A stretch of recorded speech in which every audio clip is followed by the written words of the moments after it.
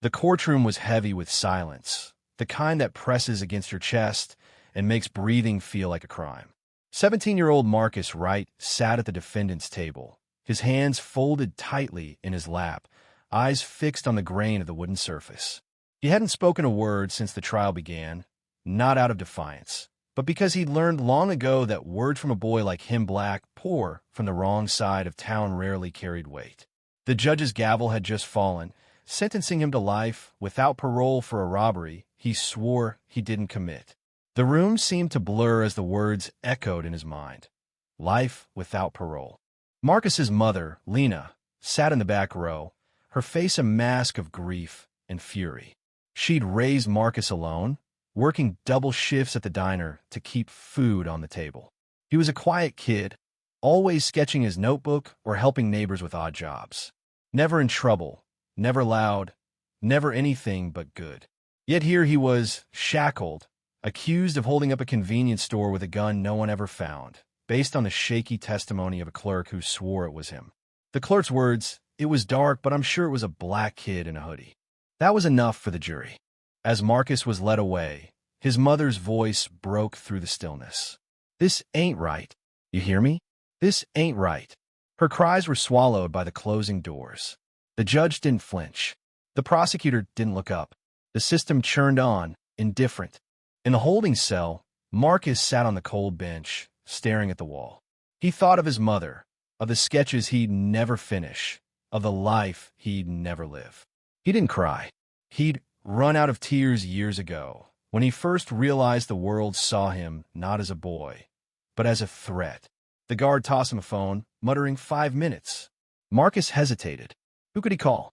His mother was too broken to hear his voice without crumbling. His friends had scattered, too scared to be linked to him.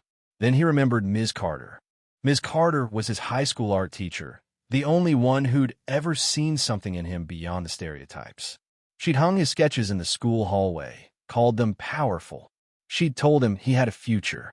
He dialed her number, half expecting it to go to voicemail. But she answered.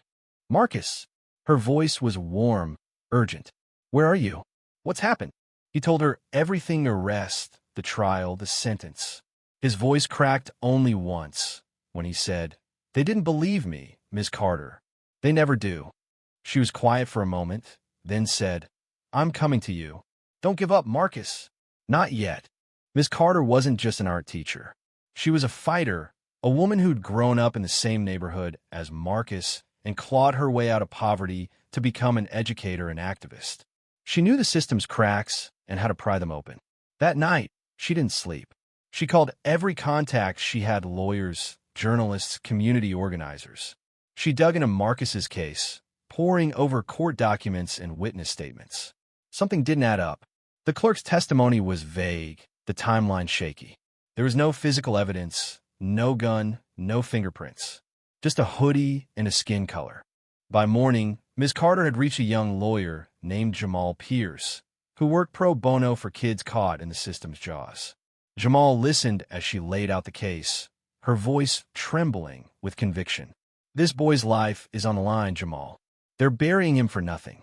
Jamal took the case without hesitation. He visited Marcus in the county jail, where the boy sat with the same quiet resignation. "I don't expect you to fix this," Marcus said, his voice flat. "Nobody ever does." Jamal leaned forward, his eyes steady. "I'm not nobody, Marcus, and I'm not giving up." The first crack in the case came from the store's security footage, which the prosecution had claimed was inconclusive.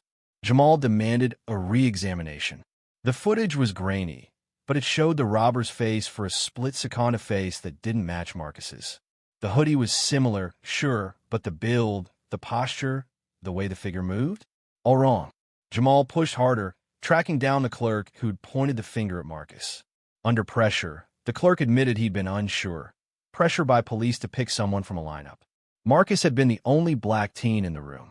Meanwhile, Ms. Carter was rallying the community. She organized protests outside the courthouse, her voice booming through a megaphone. "Marcus Wright is not a criminal. He's a child, and he's innocent."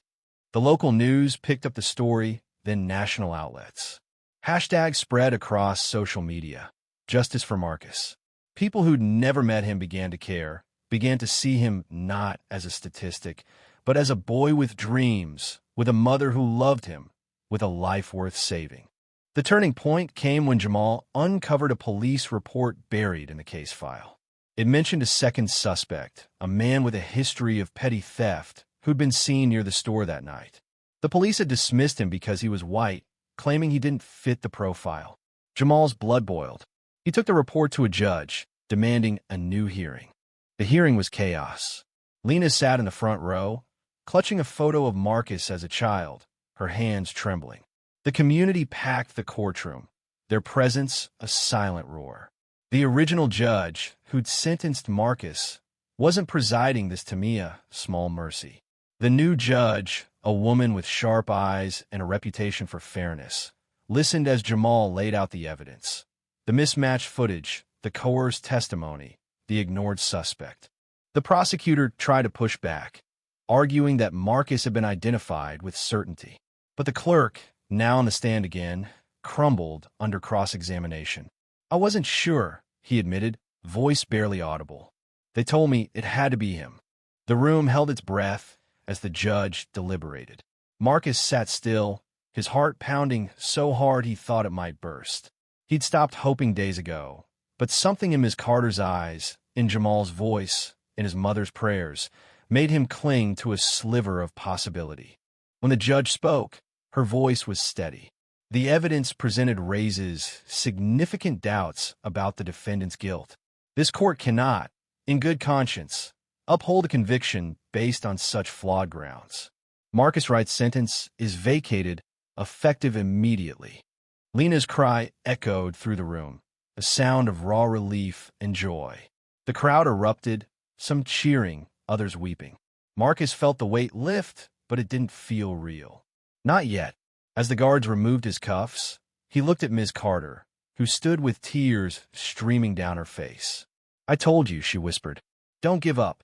The aftermath wasn't easy. Marcus walked free, but the scars remained. The months in jail, the fear, the betrayal, they lingered in his quiet moments. But so did the love. Lena held him tighter than ever, cooking his favorite meals, laughing through tears. Ms. Carter framed one of his sketches and hung in her classroom, a reminder of what he could do. Jamal became a mentor, helping Marcus navigate the expungement process and plan for college. The community didn't forget, either. The protests sparked a broader movement, demanding accountability for biased policing and rushed convictions. The second suspect was later arrested, his confession closing the case for good. But for Marcus, the real victory wasn't just his freedom, it was knowing he'd been seen, truly seen, as a person. Years later, Marcus stood at a community center, sharing his story with a room full of kids who looked like him. His voice was steady now, no longer silenced by fear. "You are not what they say you are," he told them. "You are enough.